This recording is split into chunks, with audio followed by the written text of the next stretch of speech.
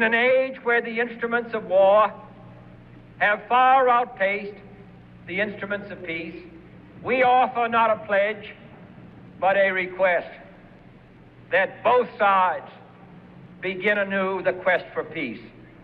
Let both sides explore what problems unite us instead of belaboring those problems which divide us. And so, my fellow Americans, ask not what your country can do for you, ask what you can do for your country.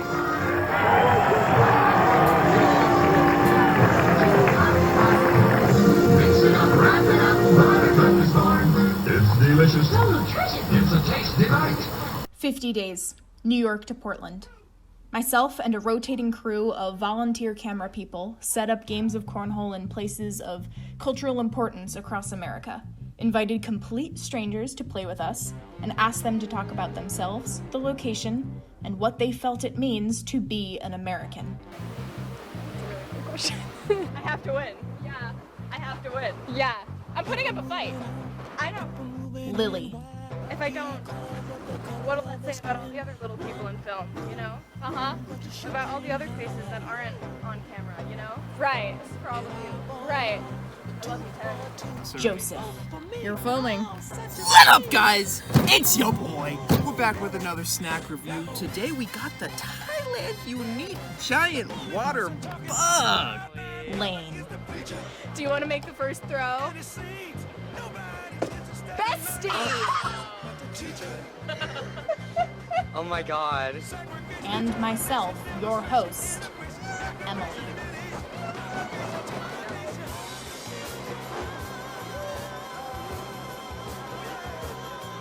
This is the cumulative effort of a rented camcorder, a borrowed Jeep, a cornhole set from Target, a scary budget, and a scarier projected route. I don't entirely know what state we're in. It starts with an M. We're in Illinois. No, we're in Mississippi. We're not in Illinois. Missouri. We're in Missouri. This is 152 interviews with 215 people across 32 states. The only thing these people represent are themselves. The only answers they gave were ones they wanted to give, and the only expectations we had for them were their time and their honesty. This is the Grand Trans-American Cornhole Quest.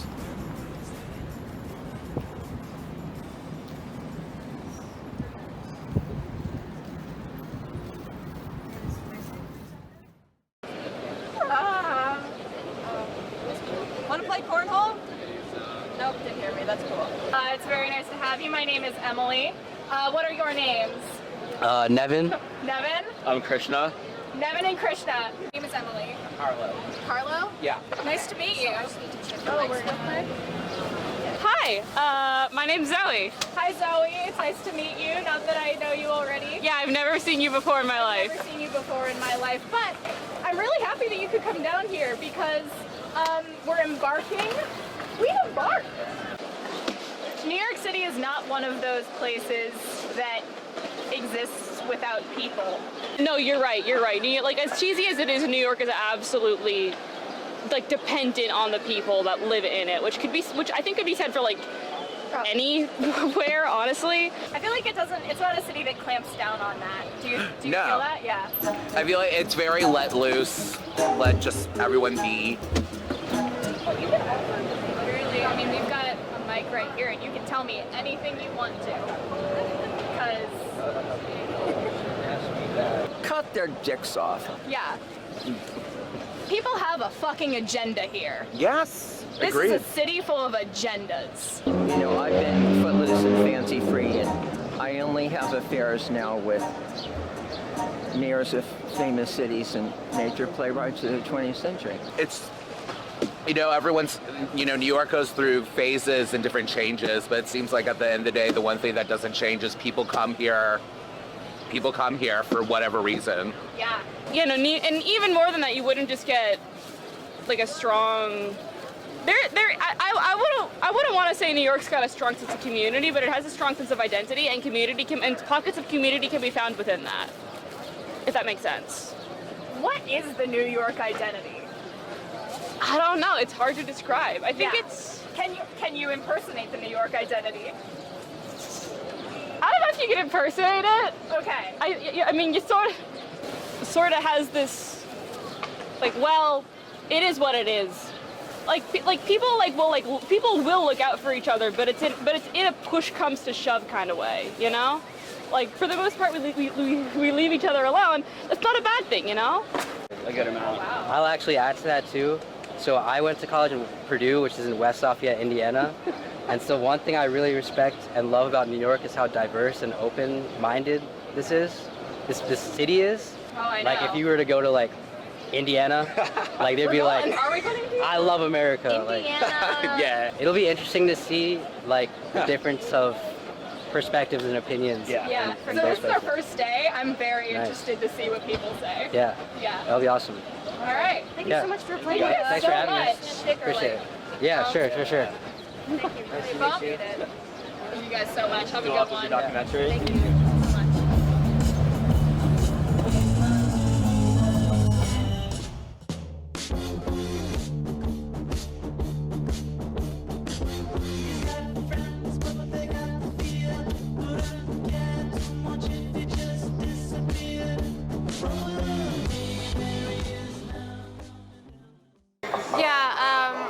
When we had kids, we wanted to give them more of a worldwide view instead of just where we live, because I think that's important, because, you know, we're world citizens, not just of the town. When you go to a place for the first time, what's like the first thing you try to do? Find a decent restaurant. We generally try to head for the local scenes. Little coffee shops, little like areas of town where there aren't a lot of tourists, and just like sit. So like I said, I like to explore on foot. And so one of the ways that I did that in Detroit was I would just drive to some place and then go for a run. What would you say to people about 8-5?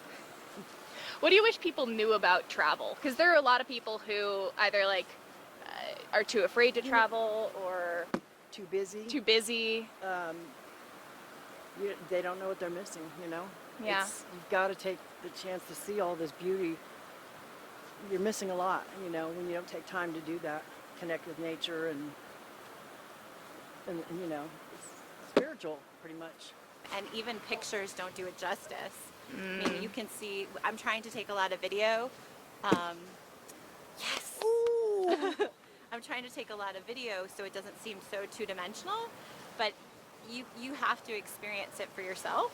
I don't think that hearing a story or even watching something can really do it justice. You have to experience it yourself. What would you say the hardest thing about travel is?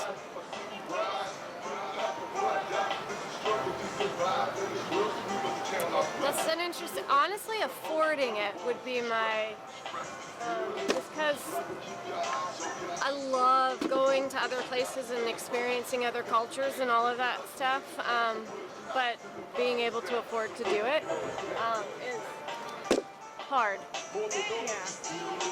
Is there anything that surprised you on the trip?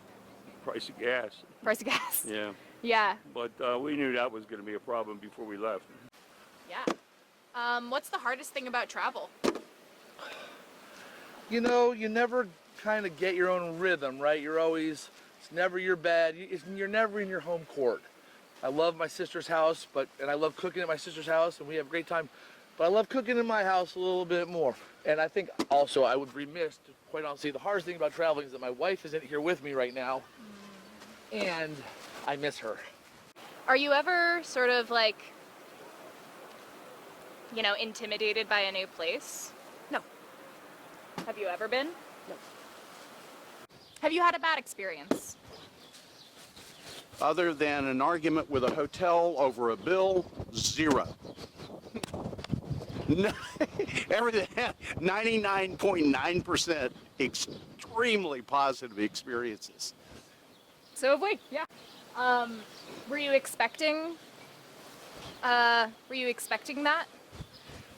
No. You know, we were like planning the trip and we're like, well, I don't know that there's that much that we wanted to see in the middle of the country.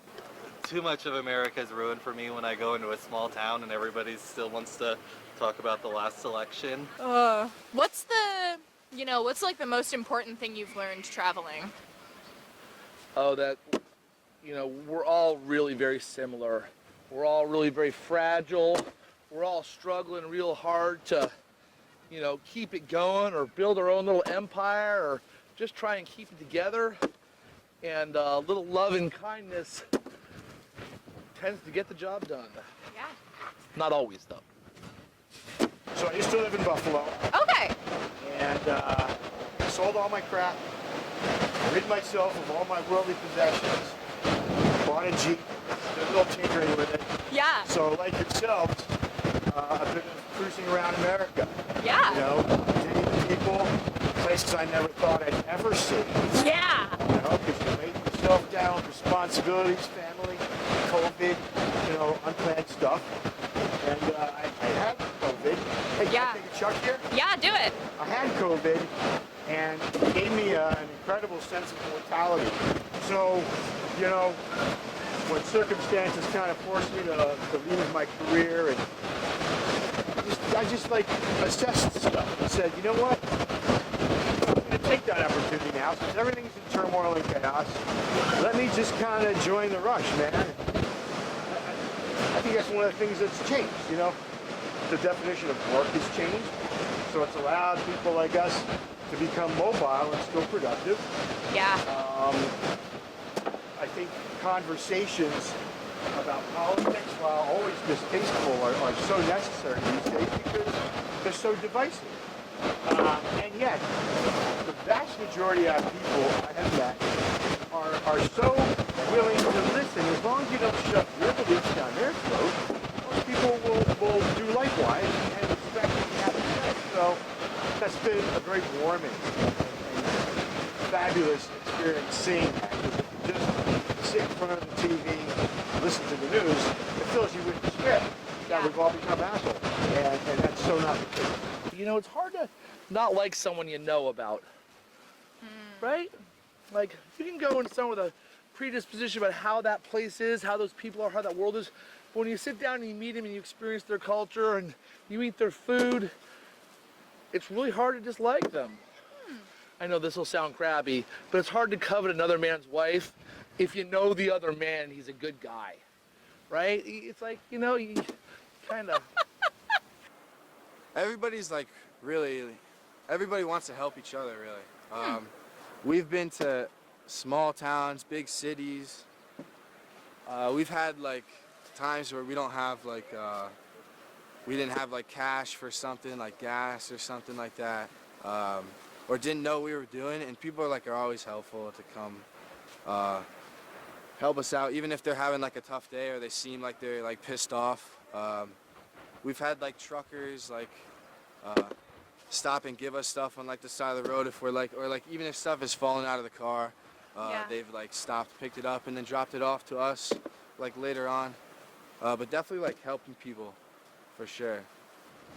Absolutely. They're real. They're not just this existential projection, this kind of subjective, ignorant judgment. There's someone you know. Mm-hmm. Yeah. And you'll see that too. I mean, you're on a righteous journey yourself. Yeah. You'll meet regular folks. You'll meet truckers. You'll meet pilot drivers. You'll meet, people at hotels or maybe a gym or two now and then, or people who will point out helpfully where you can, charge for free and get some water and stuff. And you're just going to become so happy that you had a chance to do it. What made you come on this trip? Why wouldn't I come on this trip? Yeah. I didn't think you were serious. You saw a very unique sort of behind-the-scenes version of the Cornhole Quest. Yes. Because we were roommates last semester while I was applying for this grant and making all of the plans. I was the first person to be fuck yeah, I want to go. Yeah.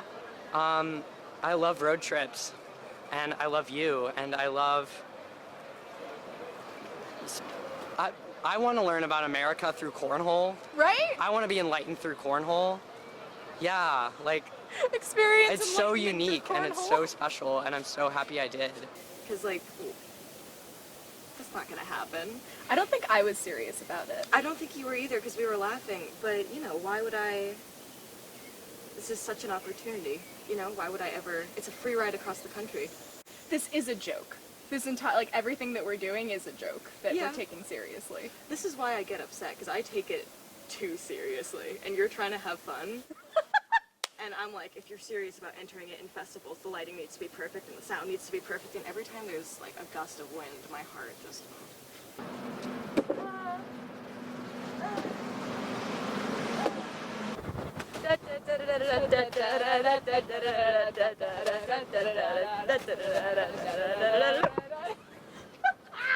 We're not bad. We're not bad at all.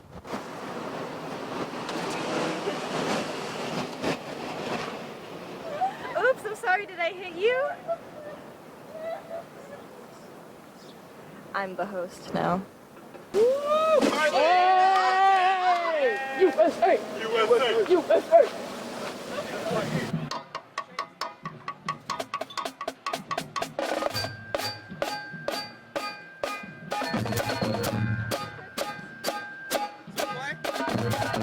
What's up? I'm Corey. Corey, nice to meet you. And what are you doing here in Washington, D.C. on Memorial Day? I have a couple friends from a previous experience I had doing church service in Germany. They're in town. Well, one was in town, the other one's like kind of from here.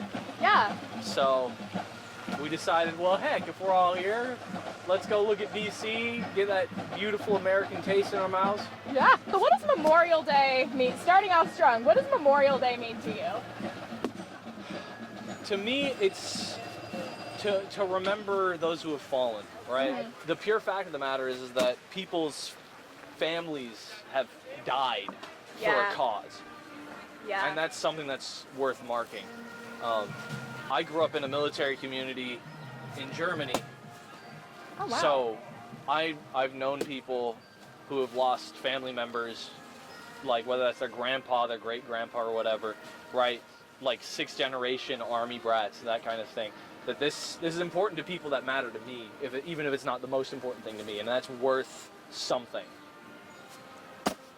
Do you feel like your experience and the experiences of like those you grew up around, do you feel like Memorial Day like reflects that? I mean, I haven't really thought about it much until like this year. Like, because you know, growing up you don't really think about it. It's like, oh dude, I get a day off at school. Right. Hog. I think the only thing that really comes to mind is don't say Happy Memorial Day. Yeah. It's not supposed to be happy. Yeah. You know, unless you're like, the thought that comes to mind is like the soldiers and the families that I grew up with, right? They get the day off of work to spend with their families. That's like, they can make memories to hold on to for, you know, kind of as like a fail-safe for if something happens. Right. Right? Hoping for the best, planning for the worst kind of thing. That was a terrible shot. Okay, it happens. Is that, I mean, obviously that's a lot to grow up with, but do you think that growing up in a military family sort of like makes you more aware of like how to maximize your time spent? I think if nothing else, it makes you appreciate what you have. Yeah. Seeing people that don't have the same. Yeah. You know, because there's the aspect of those who have passed on, but there's also people who've been injured, like emotionally, mentally, and physically. You know, there was a dude on the base that I grew up on that I would see him. He didn't have legs. Yeah. You know, and so keeping track of that, having that in mind, that's part of, you know, commemorating it. Mm-hmm. You know, we say all the time, like, we're thank you for your service. There needs to be more than just the thank you. What are you going, you know, Bible moment, you know, show me your faith from your works. Do something to prove what you say. You know, there's a song, I think it's by the band Extreme, called More Than Words. And the whole premise of the song is it's a love song about more than words. If the words I love you were taken away, what would you say? What would you do? Right? If we're grateful for the sacrifices and the things that have happened to American people, what are we going to do for them? You know? With travel, like, do you feel like there are things that like make you feel like at home? Rolling down the windows, blasting the music, and carrying on with my day. I think the thing that reminds me of home is just like, there'll be moments when you're just driving, you know, because late night drives are the best. And you'll hit a road that looks very similar to like the ones at home. And you'll be like, why does it feel like I'm back? And that's just the best feeling. Driving, seeing places that look similar to your hometown or whatever. Yeah. Yeah, I'd say that reminds me of home. Yeah. I'm really thankful. Every day I wake up, like today, I frankly woke up on a park bench, but I woke up looking at this view at sunrise, and I smiled real big, and I ate some cashews and headed off. And I know that sounds so silly, but when I was other places, we'll just leave it at that, I would wake up and I wouldn't be as hopeful, whereas I was darn excited to skedaddle down here, you know? Yeah. So, Yeah. this is nice. Yeah. I would have to, kind of cheesy, but like my family. Even when I'm traveling like with my family, like being in the car with like people that I love, like that's home. You know, Yeah. the people that you love like makes home. I don't really have like physical aspects that I'm like, oh, like home. It's just like the people, which is so cheesy, but. Wow. Yeah. So what is the biggest change that you've seen in that time in Phoenix?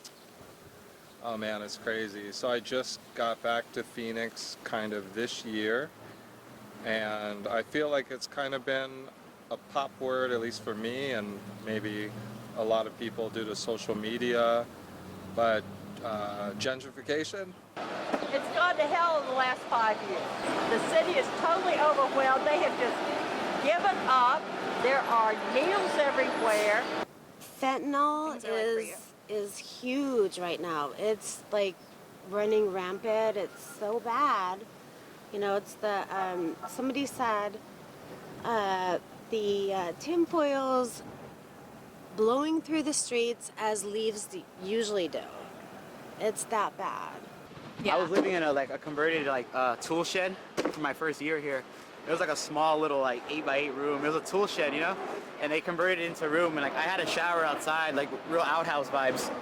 And I lived there for like a year until I finally made enough money to get a decent place. But I feel like that's a normal thing. I told people about it, and they're like, "Let me know how much if I can rent that room after you." Because I was like, "Really?" I was like, "It's just a little tool shed."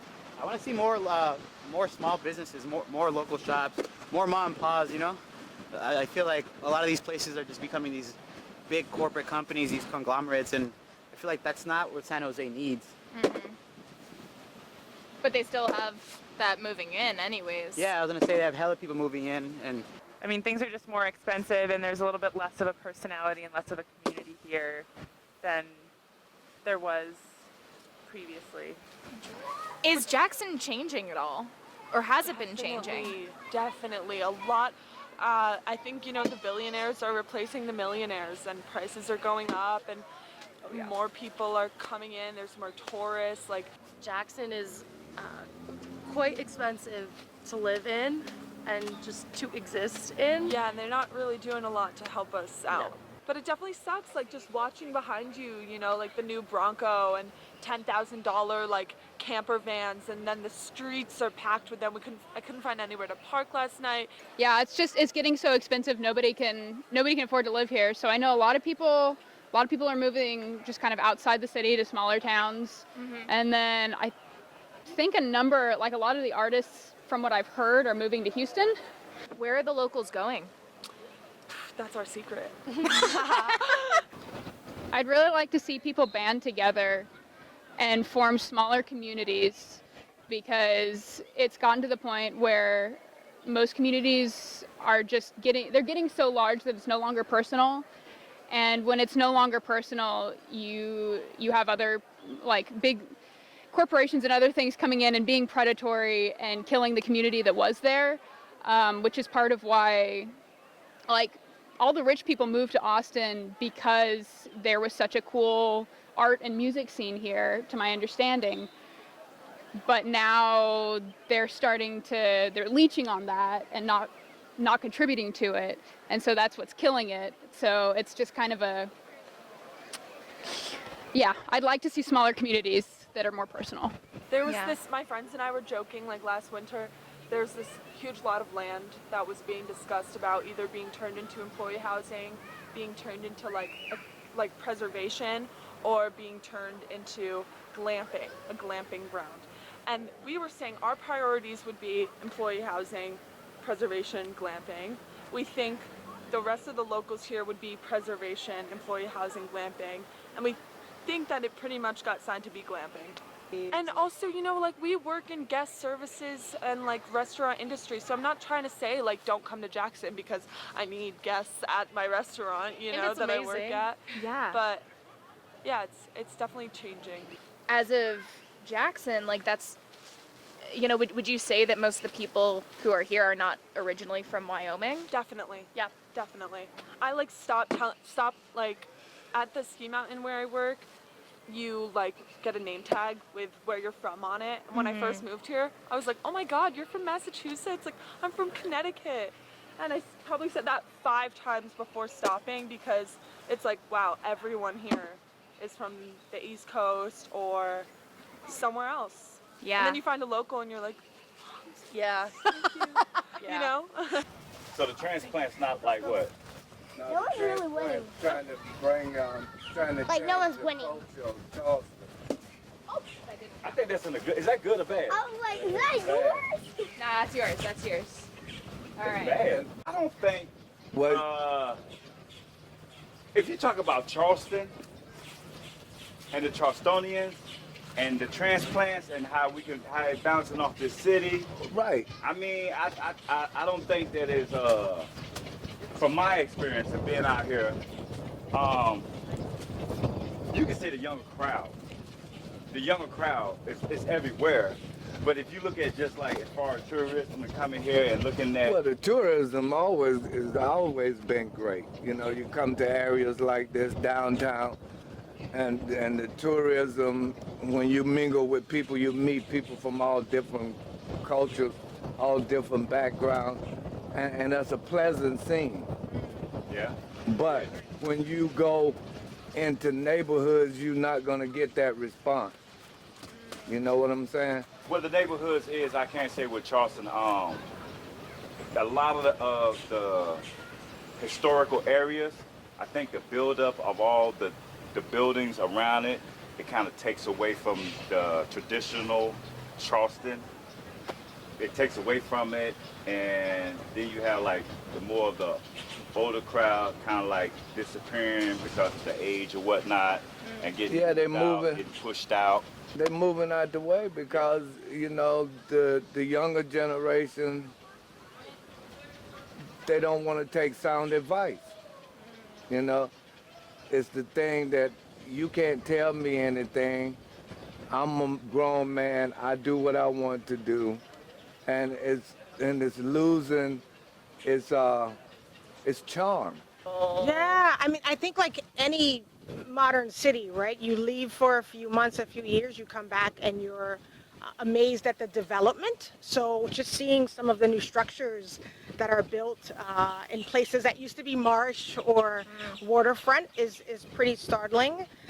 My father, Jerome Smalls, is a civil rights activist here. So one of his big soapboxes is gentrification.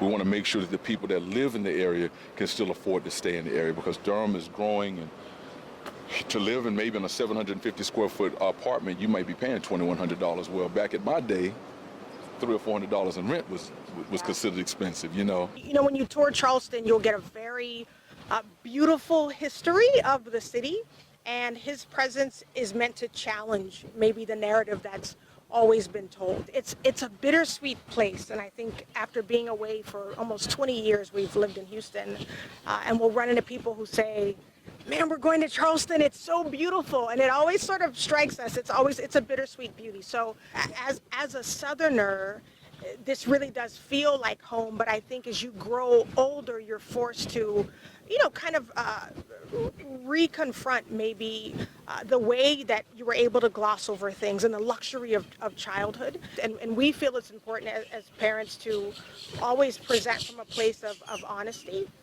but not animosity as well. We don't want to inbreed our kids with a sense of either suspicion or animosity or fear.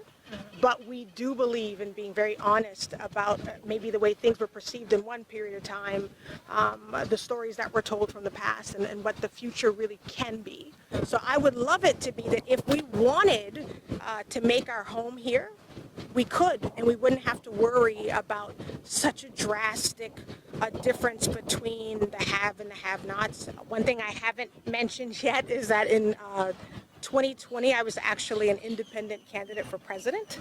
Oh, wow. I was. I promise if you Google it, you'll find it. Oh my gosh. And so when we were touring the nation, what was so heartening was we saw the potential.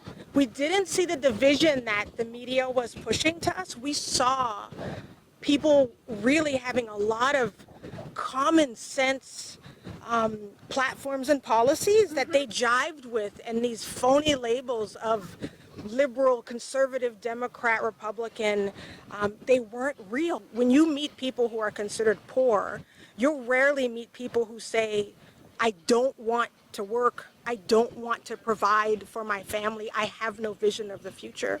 These people, as we sometimes call them, are thinking people who want more, and I think the job of good government is to provide access, at the very least, to not create blockage. Wouldn't that be a win? And that's the way it should be, Yeah. And I mean, to be honest with you, that's what Christ preached. When people start getting off on all the other issues about religion, I tell people Christianity is really not a religion, it's about relationship, because the word love is the real center of the whole thing. And love is a community and a social thing. It's not about accepting you and you stay the way you are, but it's accepting you and then helping you change to be what you're supposed to be. And that's the way all communities should be. If I see you on the street and you're hungry, and if I got it to help you, I'm supposed to help you. If you have a child and I don't know that child, but I see danger, I'm supposed to help. What keeps you here? What makes Phoenix different than anywhere else? The people. What would you say is like important about a community? Like Important about a community? It's the people. It's definitely the people, right? I'm gonna say the people. The people you're with. Was it like just the people? I think it's the people, 100%. Definitely. Would you like to make the first throw? Please, watch this. And I am way, way off. So, you are from North Carolina. Where in North Carolina? Charlotte, North Carolina. The Charlotte, North Carolina area. There we go. And you have... This is what, week 3? Week 3, we're into week 4 of a cross-country trip that we began in late May, just to crisscross the country and see what it's all about. Yeah, and what made you want to start your own quest in the first place? Well, the interesting part is that we've kind of had a theme for the entire trip. That we are going to go see some of the obvious, but we want to see a whole bunch of the other than obvious things that you're supposed to see when you cross the country, and the Corn Palace being an example of that. What would you say is the biggest difference between North Carolina and, the Midwest, South Dakota? Well, the isolation, I suppose, and when you have a population center in the Carolinas, it's going to be a lot of people. There are over 2 million people that live in the Charlotte area, but you come to a town like Mitchell, South Dakota, and what is the population here? 2,000? Something like that. Yeah, it's not very much. And there's something to be said about that. I suppose we all need time alone. Yeah, you need to diversify your palate. That You is need a little correct. bit of both. That is exactly right. That's a great way to put it. Thank you. Diversify the palate. I love it. Thank you. I try. In your opinion, in your experience, like, you know, you're traveling across the country. Was that difficult? Was that easy? You know, you're in a different place every day. Well, I don't know that you've noticed, but I do have a gift for gab, and I do truly, truly enjoy learning about the way other people's lives go. And Gloria and I both have a great deal of just curiosity. This whole trip has just been nothing but satisfying curiosity about what goes on in this. Is it truly what we hear about? And to be able to see things like this and to meet people like you and other folks that we have just struck up conversations with just randomly, oh my gosh, we are just so much better, not just smarter, but better off for having done this. And again, I think, you know, like everything else we don't go about the world in an unbiased way. You know, we present a certain way and we attract a certain crowd. I don't think we're going to get a lot of dickheads who want to play cornhole. You know, I think the meanest people we could have met probably turned us down at the get-go. Yeah. But all that being said, I think the reaffirmation of the idea that I could go into a space and just like exude kindness and receive kindness in return has been very reassuring and very heartening. I meet so many interesting characters everywhere I go. I'm always down here in Zilker. And literally not even an hour ago, I joined a homeless person's drum circle. Everyone, like I said before, everyone in the whole world comes here to see this city. Third oldest church in the world, oldest church in America. Yeah, people like this. We have different television here. Right. Hello there. How you doing? My name is Emily. What's your name? Here, I'll match My you. name is JFK. Oh, yeah, one. But they're supposed to be flying them. They're not supposed to be driving them. Cars? They're mostly flying cars. Oh. And they're driving them. Yeah. Spectacular. And I guarantee you this is going in too. Guarantee. Watch. Check this out. Kobe. Oh.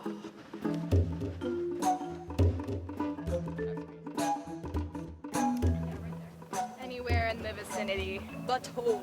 Butthole. Butthole. Butthole. Butthole. It's fun. It's really fun. Butthole. Butthole. Butthole. Wonderful. Let's play some cornhole. Is it recording? Oh, lovely. Hi. So we're in Jeffrey City, Wyoming. Sure are. Population 23. Now 25. We're moving in. So, you've been to other ghost towns, or this isn't technically a ghost town. It does have a population. I think the internet said it was an old, like, atomic age town full of industry. I've been to some ghost towns. Yeah. Yeah. I mean, what population do you have to reach for it to be a ghost town, you know? What do you think we should do? What do you think they're, I don't know, what happens to places that are off to the side, that have been maybe not left to time? There are still 23 people who live here, but, I think it draws into, like, sharper relief what you get out of your environment. I think that the feeling of being in a ghost town is being keenly aware of what's missing, and through that you can start to have greater appreciation of, like, when it's there, you know? I think that something like just seeing people walking by on the sidewalk, or like a little reminder that if you need help, there's someone nearby. is pretty reassuring and very comforting, but easy to take for granted because at least where I grew up, that was a given, you know. And so to be in a place where that's just not happening, you know, I guess it makes you appreciate what you do have a little bit more. I wish they would give the homeless options. Maybe some security, maybe some places like shelters or rehabs, something like that. But they don't offer that here. They don't do that. They just say, screw it. You can curse. They say, fuck it. Okay. Yeah.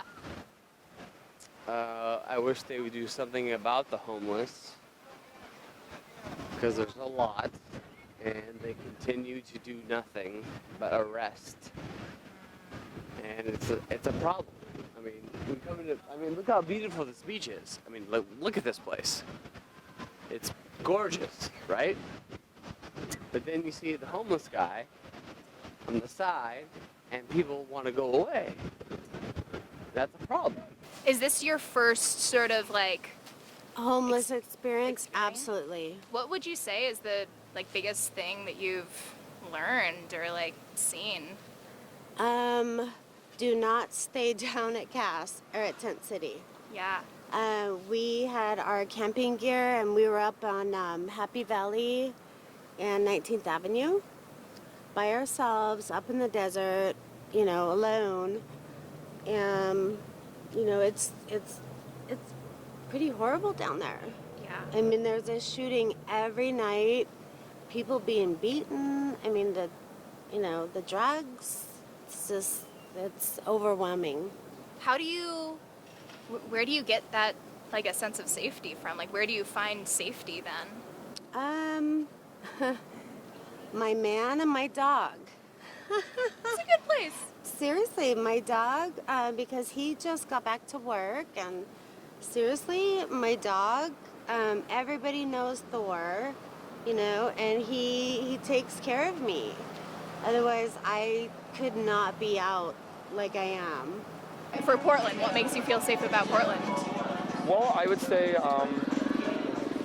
it's a little off the typical answer. I would say humor. I would say humor is a very defensive mechanism.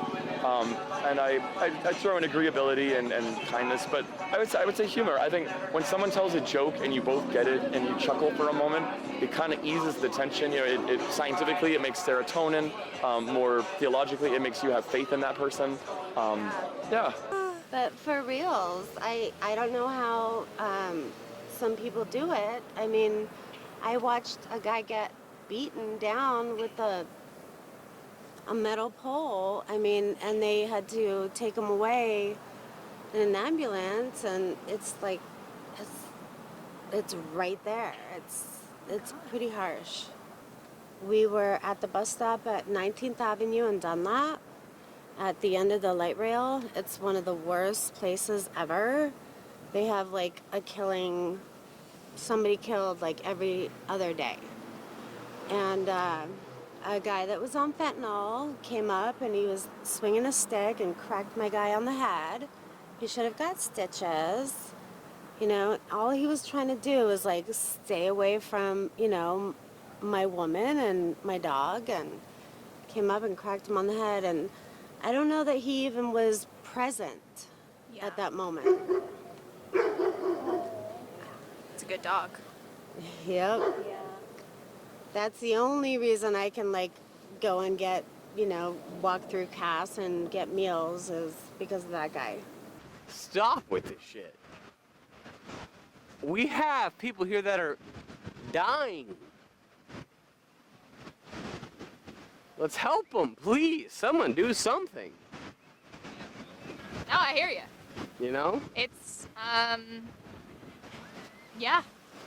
I'm sorry if this is not the interview that you want, This is absolutely the interview. But no, do something about this shit, because this is not Because I come to Venice Beach to surf, I come to Venice Beach to swim, and I'm here every day. Like I said, I'm down 5 blocks down the street, and I see this shit every day. And like people like this, like that are walking, they look at the homeless and they're scared.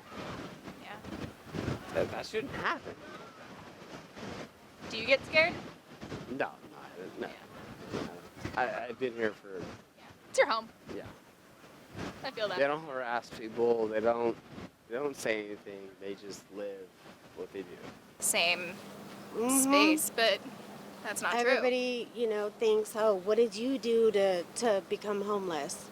Well, we didn't really do anything. It's just circumstances, and it sucks. Yeah. Everybody thinks that either you're mentally incapacitated or you're on drugs. My ex-wife was killed. I'm so sorry. Yeah, so, I mean, like, there's a lot of things that happen here in this town, and I feel like we always blame the president, like, oh, no, it's his fault. No, it's not his fault. It's our fault. We're the ones that are here doing the shit. We're the ones that are here fucking up. We're the ones not doing what we're supposed to do. I don't give a fuck about the president. He'll say his speech, whatever. We'll listen to it. I don't care. But guess what? Guess who's in charge? Us. We raid. We charge. We vanish. We murder. We do that. That's us as Americans.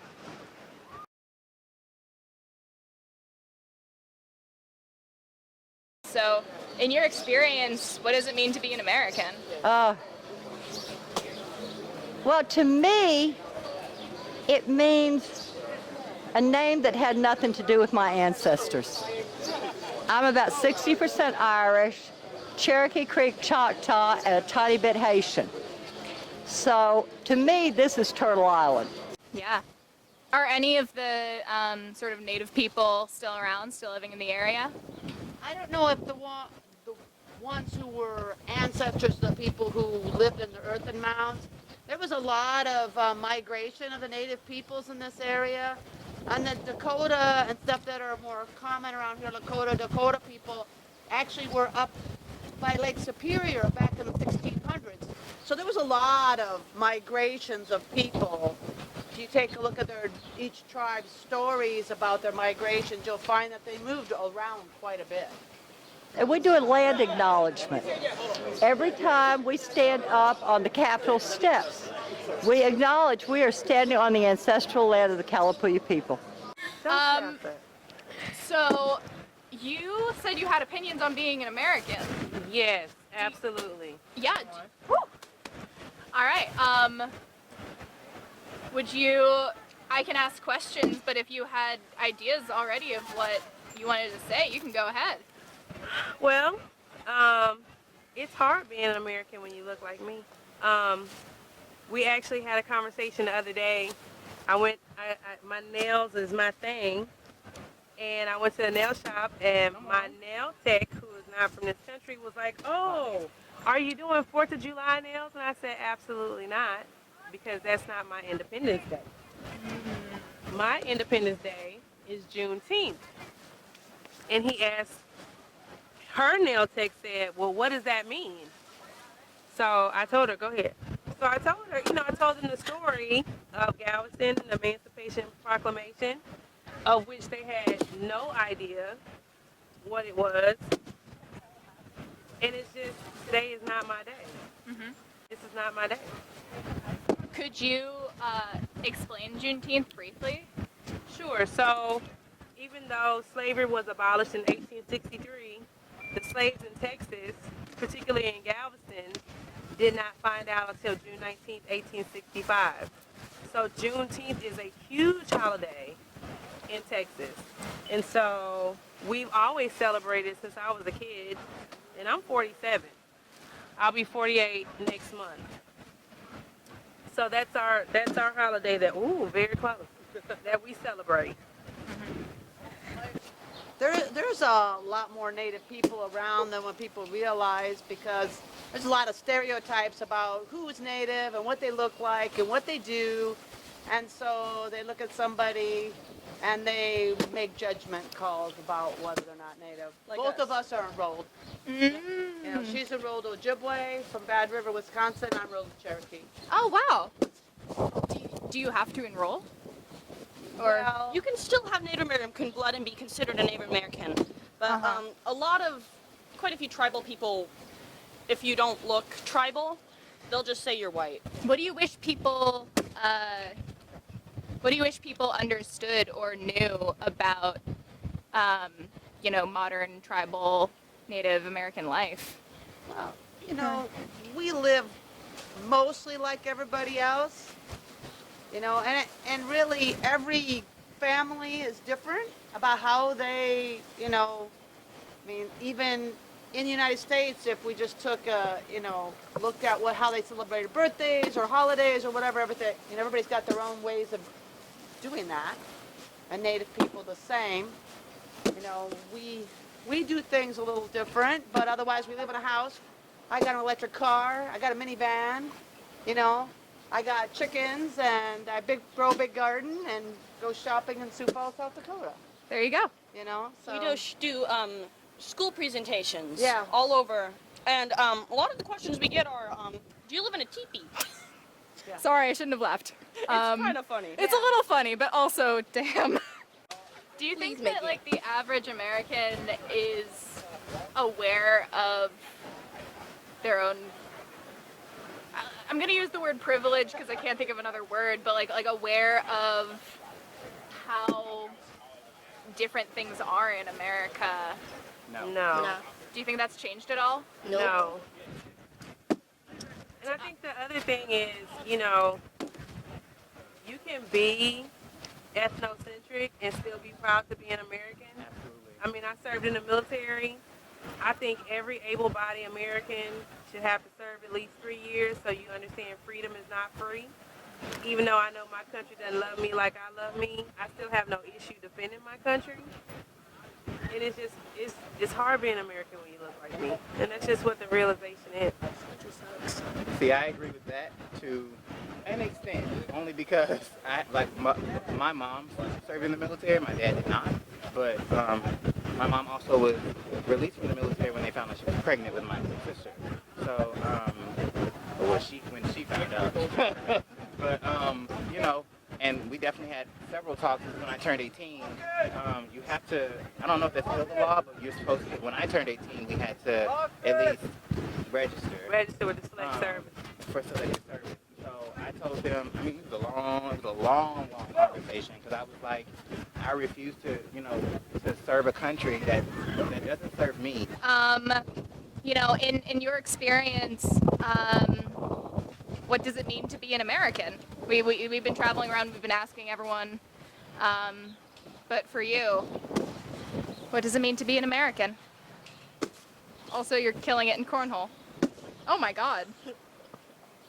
My mother's very accurate. What does it mean to be an American? Tell him. I don't know. You're almost 16. What do you think it is to be an American? I don't know, just enjoying yourself. It's a place like any other. And what's most important about life is to enjoy yourself, have fun. I think that originally the American dream is a thing. It's a little hard to achieve nowadays. But if you reach there, you're most likely going to be happy. So I think the goal is to be happy, and that's what it means to be an American. Something that surprised me about this trip, how terribly represented we are by our elected officials. How terribly represented. And we vote for them, so that's on us. But just the shit that comes out of these people's mouths.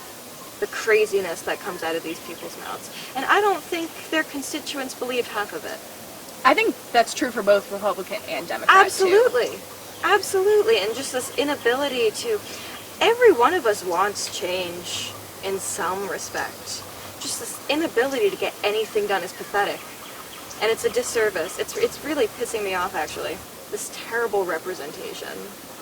This vicious, unfriendly, unmovable vibe that the United States government has is so disheartening. And I don't know how to change it. But I think we're all really fed up with it. I think everybody's really fed up with it. What does it mean to be an American to you? It's a big question. Well, we're having a big problem in America now. Yeah. So maybe your quest will help us. I don't know. But it's really hard to say what it is like to be an American. Because I'm 60, going to be 67, and I've more recently, as I get older, get into political thought, following politics, and I'm seeing this great divide like I've never, and also because I'm more conscious of the whole thing. Right. So I am seeing this amazingly great, horrible divide to such an extent that we just not only not exactly on the same page, but what is real and what is not real is not quite clear. And where do you go from that, So we're in a pretty difficult time that way, I think. And now people are trying to destroy the American dream. I hate to say it. Oh, our country has changed. It has. I think we lost a lot of values. Americans they act so entitled. They act like spoiled little kids. Yeah. What scares you? The country falling apart. And we know it's going to happen. Political stuff has gotten way too far into it. The whole LGBTQ, the whole everything has changed. That I feel like democracy is like on the attack, or is being attacked. And I feel like they took God out of the schools, and things just started going downhill from there. Just because nobody connects with God anymore or a higher power, they don't even know about him. They're busy with video games, parents who give them what they want. There's no accountability. Here's a quarter. It's an older quarter. Look which way the nose of George Washington goes and the wording on it. It goes down and it says, "In God we trust." Here is a new quarter. Look which way George Washington's nose is going. It's like more forward facing. And where are the words? They're behind him. Behind him. My fear is we turned our back to "In God we trust." Have 2 quarters. I hate to say it's social media, but I think it is. I think we hide behind screens instead of talking to people. Because I think people say things because you're sort of faceless that you wouldn't say if you were sitting in a group of people. And maybe that's when you're coming here and the people are all around and you can talk to people. You see that, and I know when we travel, we see people get along, and we see people of all colors, nationalities, creeds, sexual orientations that generally get along in real life. But I think maybe some of the media and the social media has a different agenda and tends to divide us. So maybe we need more personal interactions and really knowing people as real people. Yeah, what do you think is the driving factor between the change that has happened in cities? Generational, I think, and social media also. Yeah, I think people have always spoken out about wanting to be seen and accepted. I mean, look at segregation, like people weren't quiet about it.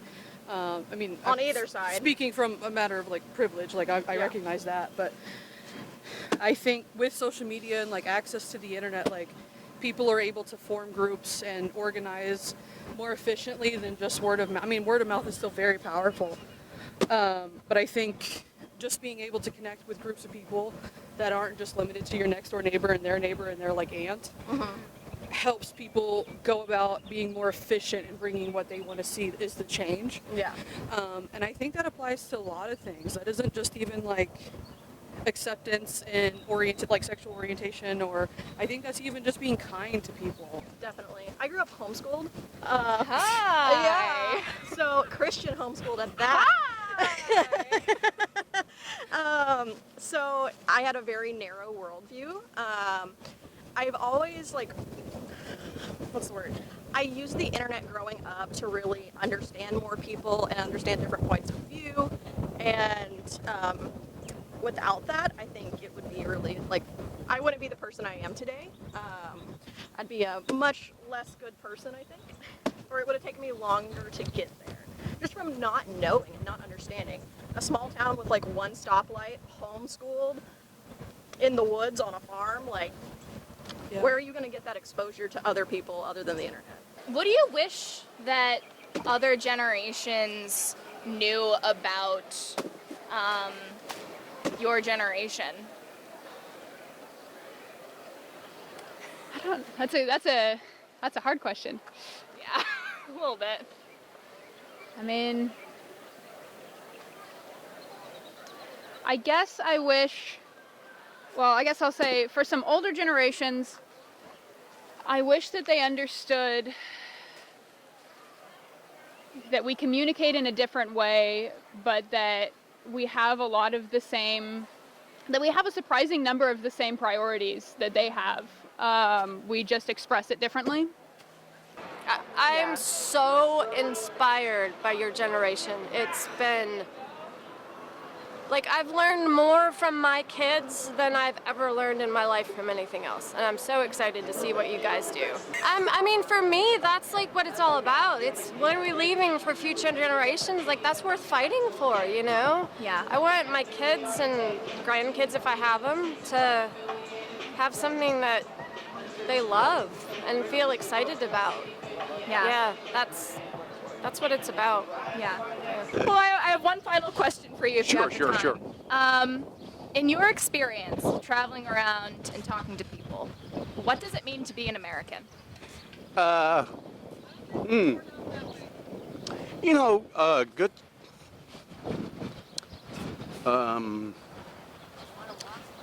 Pardon me. Of course. But some of the experiences, I mean, as pleasantly surprised as we have been, it did exceed expectations, but only because we had expectations.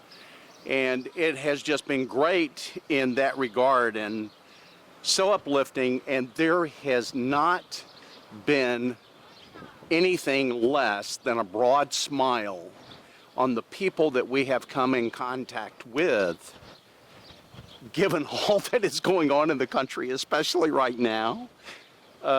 We get these broad smiles and strike up these wonderful conversations, and as it ends up, oh my gosh, and we have no idea what our political differences might be, but by golly, did we just have a nice little 2-minute conversation and a 2-minute contact with a fellow American, and that's what really has been just tremendous on it. The reason why I got choked up a little bit is because we went to Mount Rushmore, and at Mount Rushmore they honored the veterans, and I got asked to go down there and got asked to help fold up the flag. It was one of only 5 vets that got asked to lower the flag, so it meant a lot, you know.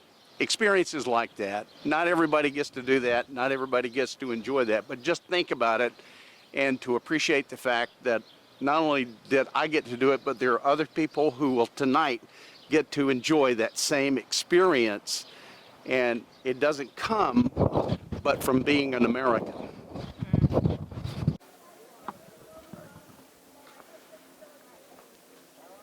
We're at Mount Rushmore. Hi, my name is Emily. What is your name? My name's Jamie. Jamie, it is lovely to meet you. Nice to meet you, Emily. Your name? Hi, Emily. I'm Karen. Karen, it is lovely to meet you. Same here. Hello, my name is Lily. Hi, it's nice to meet you.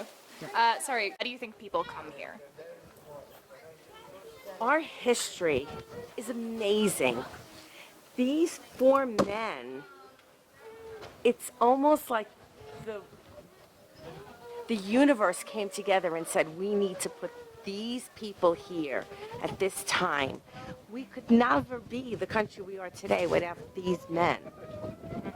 It's just tingling. To me, the thought of going up back then and carving that, I mean, it would be so hard even today with, laser tools and all this that, how do they do that? Who even had that idea? And the courage to do that. Did you know Roosevelt is the most written author president? That he's written the most books of any president? Good for Teddy. Good for Teddy. And to go by our Constitution and our Bill of Rights. And I just think that they could write that back then was just genius. They foresaw so many of the problems that came up. I'm like, how did you even think of that? And then Lincoln, holy mackerel, he said our country is divided and it won't stand unless we can come together. And I feel like his words are echoing today. So patriotism, how, in your opinion, does this inspire or contain American patriotism?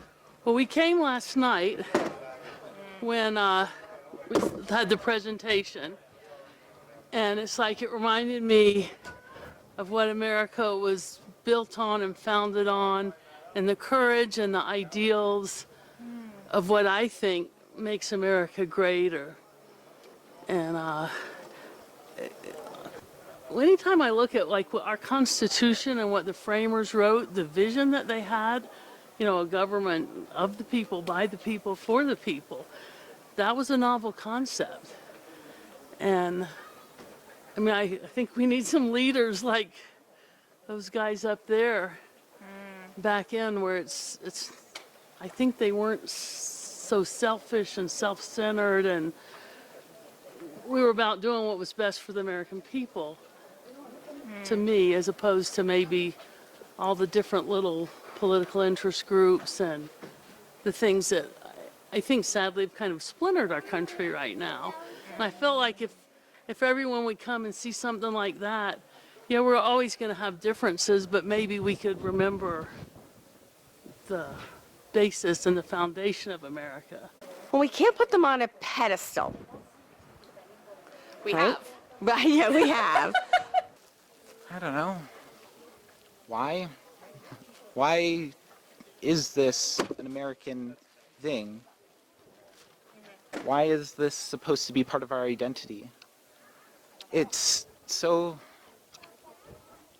odd, I guess. Yeah.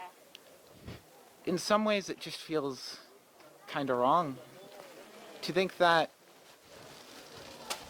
we will never be able to fix a disturbed landscape. It is truly inspiring and incredible that it's here and what it represents, but I guess it just doesn't feel right. What is the controversy surrounding Rushmore? I think it was the taking of Native American land to carve 4 presidents' faces into it. A beautiful landscape disturbed by the faces of some of the greatest people to be in a nation. We took such an amazing place to put what we think is better on it. If you could, if you had control over how this space was treated, you still can't turn back time, but would you change the faces? Would you No. okay. It's too historically and meaningfully, it is too significant to take down or to add to. It is something that we should, no matter negative or positive, should never change or take down. It should be there to represent the good and bad of a country that we all take for granted, I guess. We think of different societies and how they can be better or worse without realizing that our own could also be that same way. And this really shows it. Like, this took so much effort to make, but also tore down treaties and the hope of others to create. I mean, they had their faults.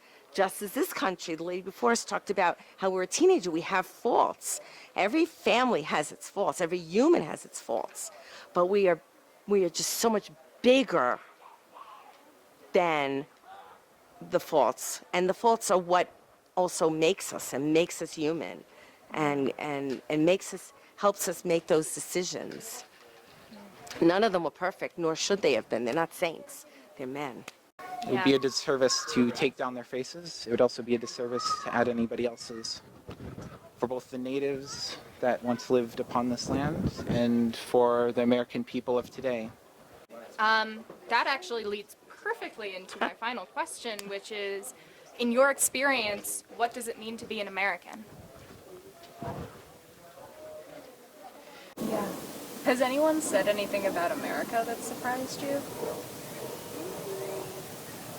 I'm surprised by how many people still hang on to the America's the type of place where all different kinds of people and all different kinds of beliefs and all different blah blah blah can come together and we accept you for whoever.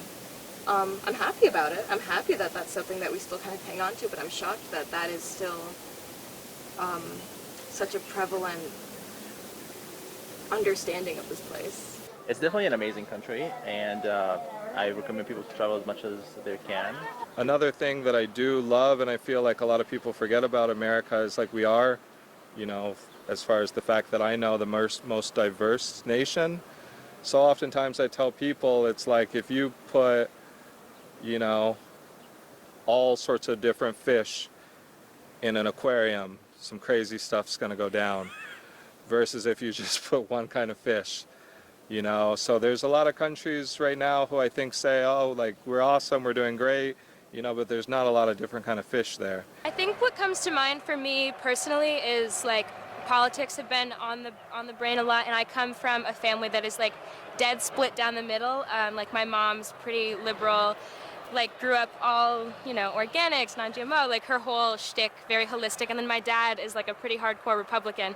And it's one of those interesting dynamics where it's like, I grew up seeing both sides. And so I think part of it for me is like just kind of acceptance, like learning how to have that dialogue, like in even the household, and like just being open to kind of experiment, like just listening. It means you have the opportunity of a lifetime. My dad was homeless living in the park in Salt Lake City he was homeless in Houston, and he became the owner of the first Spanish FM radio station in the state of Utah. So he made history in the state of Utah, and again, barely spoke the language, came here, knew nobody. That is the American dream to me, and that's what I aspire to be. I'm from Kyrgyzstan. It's a small country in Central Asia, facing a lot of issues in, like, you know, domestic violence, and we have a lot of women suffering from that. And I just want to help these women, girls, to get educated. Have you been finding that in America, those opportunities, that opportunity for learning and for education? Yes. That's awesome. Yes, absolutely, yes. That's why I'm here. It's best. What it means to be an American is an ability to appreciate all different places and all different walks of life. And at its worst? And at its worst, you know, we have kids getting gunned down in schools and we're doing nothing about it and have done nothing about it. And if you look at any political issue around us, it pretty much follows that same thing, because we've got a two-party system that is really only there for money. But at least we're in Miami! We represent the land of immigrants. You know, pretty much most of us are immigrants, and that's a beautiful thing. This is cliche, but I say to be free, to be able to make our own choices and make our life be what we design them to be. The fact that we have a right to be free and say what we want. It still means freedom to be able to get out and move around like we're doing now. Yeah, able to like do what you want to do, and not being like locked into a certain thing. We're able to speak freely about our president. We're able to wear however we're able to dress however we like, and That's what you want it to be, but what do you think it actually means? I think it's a teenager that's kind of tripping over itself, trying to grow into its ideals. I really do. I really think, we're not a 1,000-year-old country. We're not England. We're not France. We're short of 300 years old, and we're just trying to figure it out. Yeah. So. Yeah. I deeply believe that what this world needs is trust. Acceptance is cool, but trust is what trust is what makes amazing things happen. Trust each other. Trust yourself.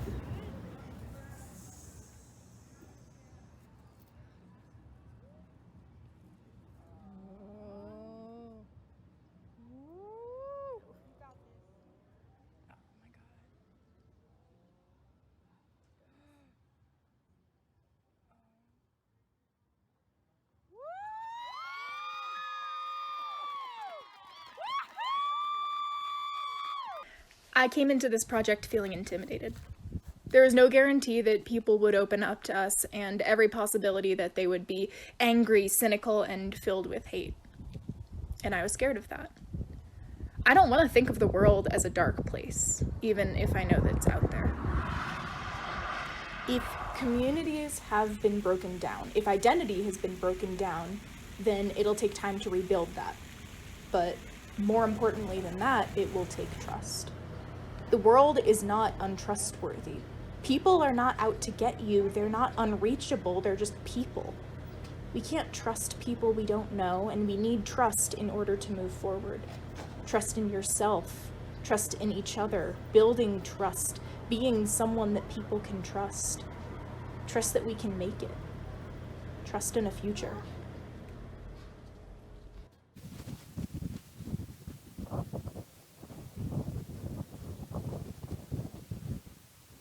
You heard that too? I did. I wonder if it was a resident. Oh, residents. Would you like to play cornhole? What do you think you'll be nostalgic about this summer? Hanging out with you. I don't know if I have any regrets. I was expecting you to answer with trail mix and beer for dinner. No, I'd do it again. I'd do it again. What do you think you're gonna be nostalgic about? Oh my god, everything. Yeah. Everything. I'm already nostalgic. I'm already missing this. Yeah. Just because it's so picturesque, two 20-somethings living out of a van and traveling across. Like, that's such a stereotype. I'm already nostalgic for it. Whenever we drove somewhere and I'd look at our dashboard, I was nostalgic for it. Nostalgic in the moment. Everything. Yeah. Everything. As we wrap up filming, I can't help but think about a scene from week 6 of the trip. I'm alone in Arches National Park watching the sunset. Because here's the thing about the world we live in. The shadows are only as dark as the light that shines before them. Every second that passes, the angle of the light creates the world anew. We're all just sitting here, watching the view change, filled with endless potential and so much color. I wish I could have brought my younger self. I would have showed her that view. I would have showed her that there's a tiny town in South Dakota with the most beautiful banners you've ever seen. That there's a farm in Iowa that has painted a funny pumpkin face onto a piece of wood. There are baby alligators in a gas station in Florida and a moose in Wyoming. I would have shown her everything that I'm trying to show you. I would have told her that it's okay to be afraid of the dark. That the dark has earned your fear, but it has not earned your despair. We are not doomed. I would have told her to keep looking.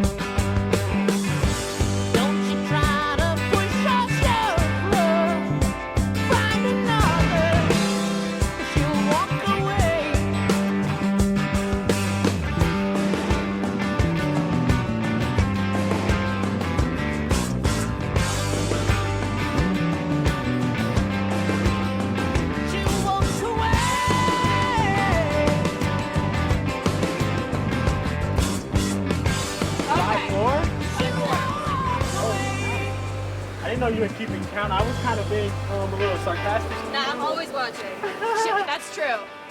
That's a good thing. We need that. Would you like to make your first throw? I will. It's going to be ugly because I'm not a professional. That's okay. Neither am I. Oh, that's bad. It was actually not too bad. That was bad. It's all right. So throw the last Good three. game. Get 'em in. Good game, Emily.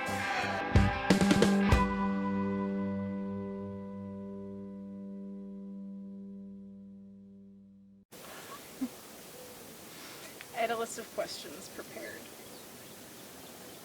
Is it the one big Joe Biden or 100 tiny Trumps question? Oh, that is actually a good question. Would you rather fight one gigantic Joe Biden or 100 tiny Donald Trumps? One gigantic Joe Biden, I think I could trip him.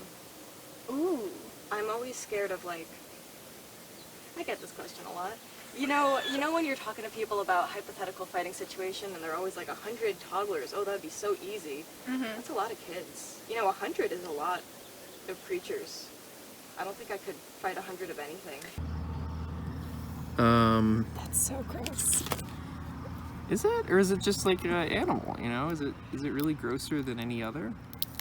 It is just an animal. Yeah. This is true.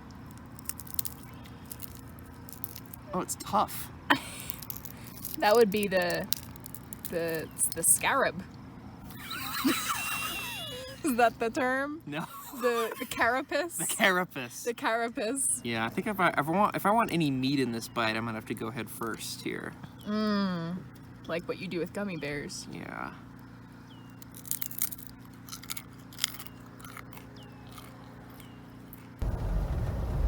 Documentary stuff. Yeah. Documentary. It's a word that it's a documentary, but a documentarian. Yeah. Oh my fucking god.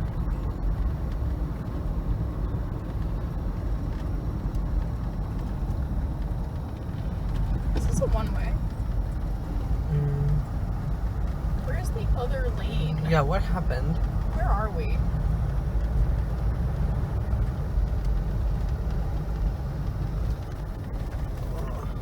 Oh my god, that's so cool. No!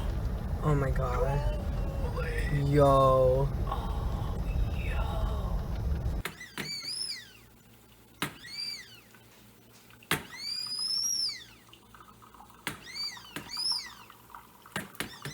Well, at least I'm getting my fucking coffee now. Jesus Christ.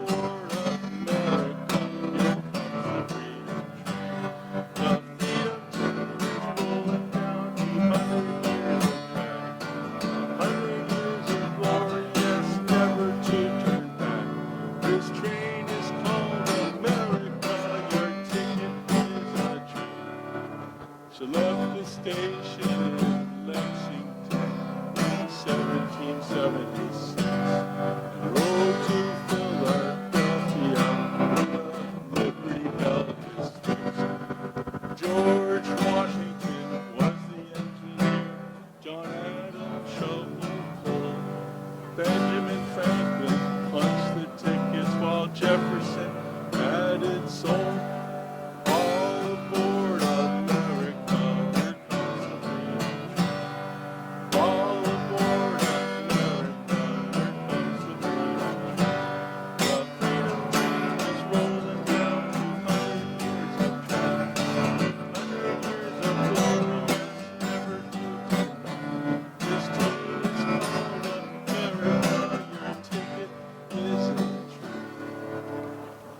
She went to New Orleans for the Battle of 1812.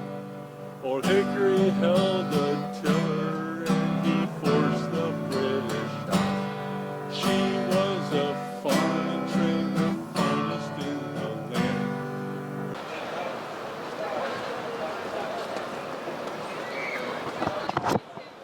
And so it ends in beautiful sunny Portland in front of the thriving Willamette River.